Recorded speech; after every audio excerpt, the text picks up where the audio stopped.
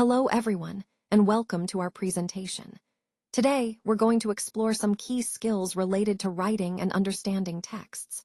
The title of our session is What They Said, and we'll be focusing on how to answer questions about a reading passage, extract specific information, and even write an email to give directions.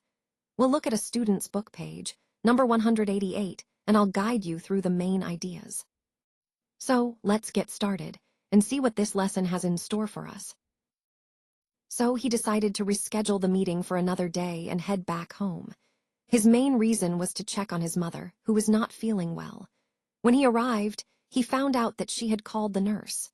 The nurse was already at their home, looking after not just their mother but also their aunt. It was clear that everything was under control, which was a relief. However, he wasn't feeling reassured himself. He was actually quite annoyed. You see, he was in the middle of an important meeting at work, and it was frustrating to have to leave that. The reason for his concern was that their mother's condition was getting worse. Her health was deteriorating, and that added a layer of urgency and emotional weight to the situation. This moment highlights a common challenge, balancing professional responsibilities with family needs, especially when health issues become pressing. It's a situation that many can relate to, and it underscores the importance of being prepared for these unexpected moments. Vamos a explorar en detalle lo que podemos percibir a través de nuestros sentidos. Lo que oímos, oímos y sentimos. Primero, pensemos en los olores. Quizás detectemos el aroma dulce de las flores o el olor fuerte y penetrante de la tierra húmeda después de la lluvia. Esos aromas nos envuelven y nos permiten conectar con el entorno de manera muy profunda. Luego, escuchemos con atención. Podemos oír el canto vibrante de los pajaros, el susurro suave del viento entre las hojas o incluso el crujir de las ramas bajo nuestros pies. Cada sonido tiene su propia intensidad y nos ayuda a situarnos en el espacio, creando una experiencia sensorial única. Y por último, la sensación física. Podemos sentir la textura áspera de la corteza de los árboles, la frescura del agua en nuestra piel o la calidez del sol sobre nuestro rostro.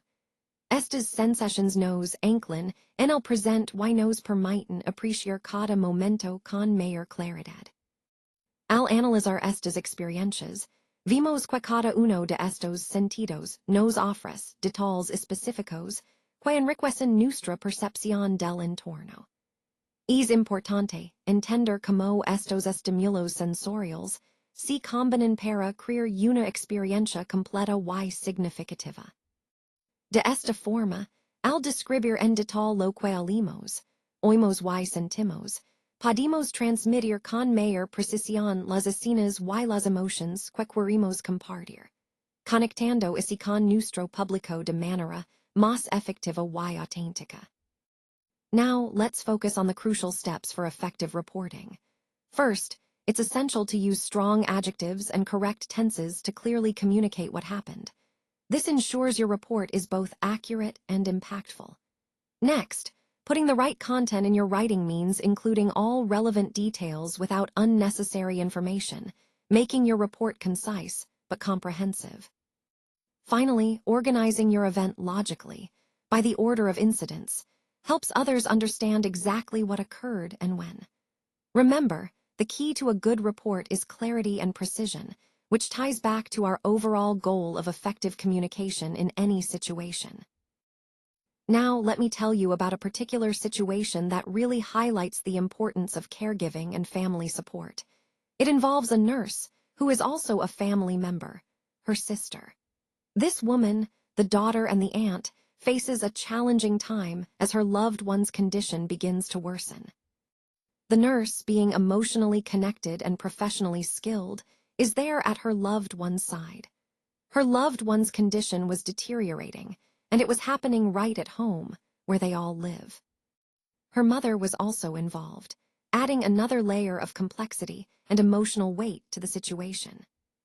This story underscores how critical it is to have family members who are both caring and capable, especially when health declines unexpectedly.